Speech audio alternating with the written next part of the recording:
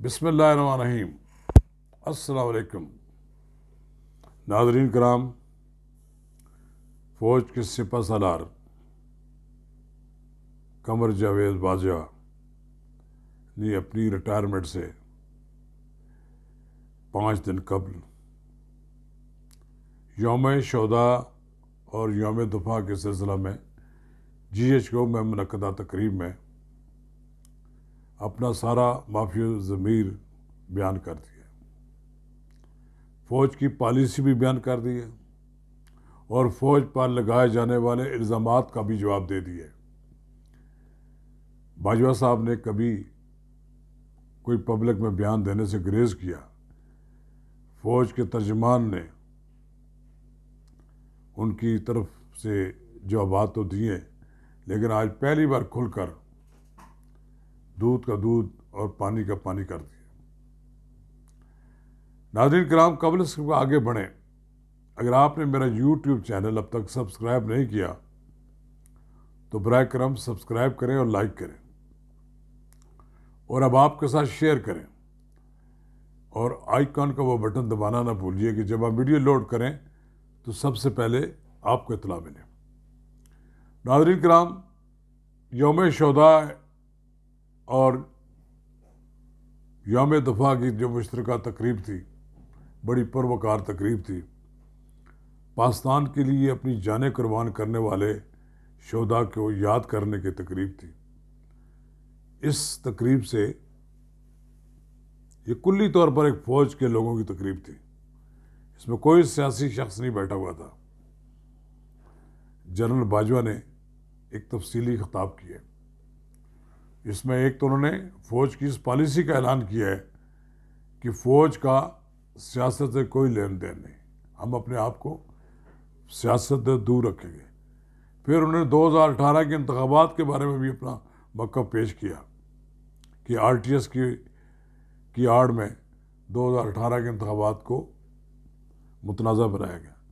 फिर ये भी कहा गया उन्होंने कि जब कप्तान के ख़िलाफ़ तहरीक अदम एतमाद मंजूर होगी, जो कि जमहूरी अमल के ज़रिए हुई, तो उनको इस फैसले पर सामने सर तस्लीम करना चाहिए।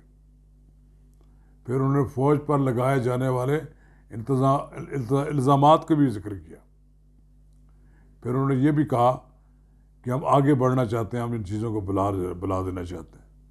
फिर उन्होंने सियासी जमातों से भी गुजारिश की कि वो अपने तर्ज़ अमल पर नज़र सानी करें, और उन्होंने वो जो साइफ़र का बयानिया था, इमरान खान का जो जाली बयानिया था, उसके टुकड़े टुकड़े कर दिए।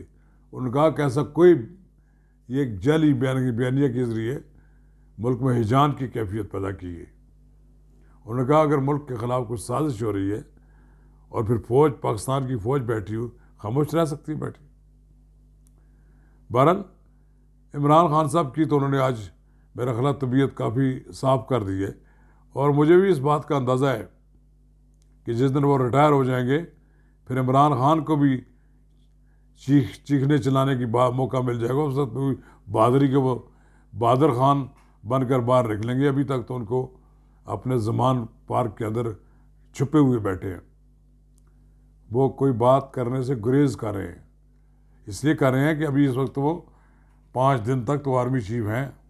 आप उनके ख़िलाफ़ उनकी मौजूदगी में कोई बात नहीं करेंगे, लेकिन आपके जितने भी नाम नयाद तर्जमान और नाम नयाद ये जो क्या कहते हैं, जो भी जी में आता है वो भोगने वाले बाद लोग हैं, वो बातें करेंगे। उस वक़्त वो कहेंगे जी जनरल बाजवा ने ये किया, जनरल बाजवा ने वो किया। बहरहाल इससे कोई गर्ज नहीं हमें। इमरान खान साहब को सियासी शिकस्त को तस्लीम कर लेना चाहिए। लॉन्ग मार्च भी उनका टाइम फिश हो चुका है। आर्मी चीफ की तकर्री का अमल भी तकरीबन मुकम्मल होने वाला है, और अब फिर इमरान खान ने एक बोंगी मारी है। उन्होंने कहा है कि आर्मी चीफ की तकर्री पर मेरे और सदर के दरमियान मुशावरत है, और सदर और मैं दोनों आर्मी चीफ की तकर्री पर खेलेंगे। आप क्या खेल खेलेंगे? इसका मतलब है कि आप आर्मी चीफ की तकर्री को रोकना चाहते हैं। आप फिर अपनी उस बात पर आ गए। एक दिन भी सदर आरफ अलवी ने समरी रोकी तो फिर इस मुल्क में अदालतें मौजूद हैं, आइन की पासबानी करने वाले लोग मौजूद हैं, पासदारी करने वाले ताकतवर हैं, फिर डॉक्टर आरफ अलवी की छुट्टी हो जाएगी। डॉक्टर आरफ अलवी के अगर नसीब में इज्जत और तौकीर नहीं है तो फिर वो समरी रोक कर दिखाएगी। समरी रोक दी जाएगी तो आरफ अलवी भी फिर छुट्टी हो जाएगी उनकी, फिर उनकी जगह कायम काम सदर आएगा, फिर कायम काम सदर पर उसको समरी पर दस्तखत करेगा, उसको डिले भी नहीं होने दिया जाएगा। आप एक बात बिल्कुल वाज़ेह है, अगर इम्पीचमेंट की करारदाद आ जाए सदर के खिलाफ तो फिर उसे काम करने से रोक दिया जाता है और फिर उसकी जगह कायम काम सदर आ जाया करता है। इमरान खान साहब भूल जाएं अपनी मर्जी का आर्मी चीफ लगाने के लिए, अब आप इस मुल्क के वज़ीर आज़म नहीं हैं। काश कि आप ही लगाते। 10 और 11 तारीख का दिन जो आपने देखा वो आपकी हरकतों की वजह से हुआ। क्या कि बाहर से लोग लाकर आपको इक़्तिदार से अलग किया गया? ऐसा नहीं हुआ। उसके लिए ज़रूरी है कि आप मामलात को दुरुस्त सिमत पर ले जाएं। काश कि आपको थोड़ी बहुत सियासी सूझबूझ होती, आप दीवारों से टकरे ना मारते। ठीक है, आपने बड़े बड़े जलसे किए और फिर आखिरी जो जलसा करना चाहते हैं फैज़ाबाद में, ये 55-60 फुट चौड़ी जो सड़क है, इस पर क्या जलसा होता है? आप आए खुले मैदान में जलसा करें। 40,000 आदमियों को कह रहे हैं कि उनके लिए टेंटों को बंदोबस्त कर लें, वो क्या हम करेंगे? आप 40,000 आदमी ले जाएं तो यहाँ पता लगेगा कि लाखों लोग ले आए। आपके जलसे की रौनक पता लगे कितने लोग आए। और जो बड़ी रोड पर अगर आप जलसा करेंगे तो ज़ाहिर है हद नगाह तक लोग ही लोग नज़र आएंगे, क्योंकि तंग सड़क है। इस सड़क पर कितने लोग आ सकते हैं? दरमियान में मेट्रो बस चलती है। तो खान साहब कुछ अक्ल की बात करें। फिर आपके मुंह से वो बात निकल जाती है कि जी अब हम आर्मी चीफ की तकर्री पर मैं और सदर आरफ अलवी खेलेंगे। यानी आपने इसको क्रिकेट का मैच बनाया हुआ है, सियासत को खेल बनाया हुआ है आपने। आपको शर्म नहीं आती इस बात की कि आप इस तरह की बातें करते हैं? आप इस मुल्क के साबिक वज़ीर आज़म हैं, मुल्क की बहुत बड़ी सियासी जमात के लीडर हैं, जिसके बड़े फॉलोअर्स हैं, और फिर फजूल बातें करता है इस मुल्क का फॉलोअर्स।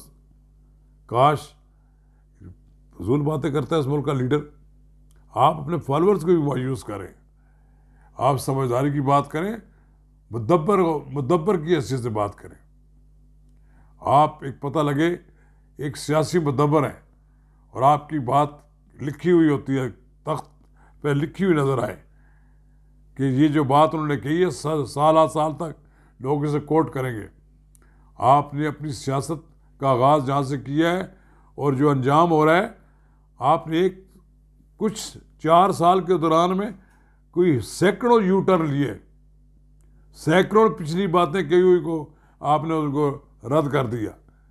अब भी आपने जो कहा है कि हम देखेंगे, उनके साथ जिनका आदमी तकर्री होनी है, क्या वो अपनी तकर्री रखवा देंगे आपसे? आप इतने मजबूत हैं। पहले तो आपने पोलिटिसाइज किया आर्मी चीफ के तकर्री को, और अब भी आप इस तरह की बातें कर रहे हैं। सोचें आप कि आप किस राह पर चल पड़े हैं। ये राह बिलाखिर आपको ले डूबेगी, बिलाखिर आपकी सियासत का खात्मा कर देगी।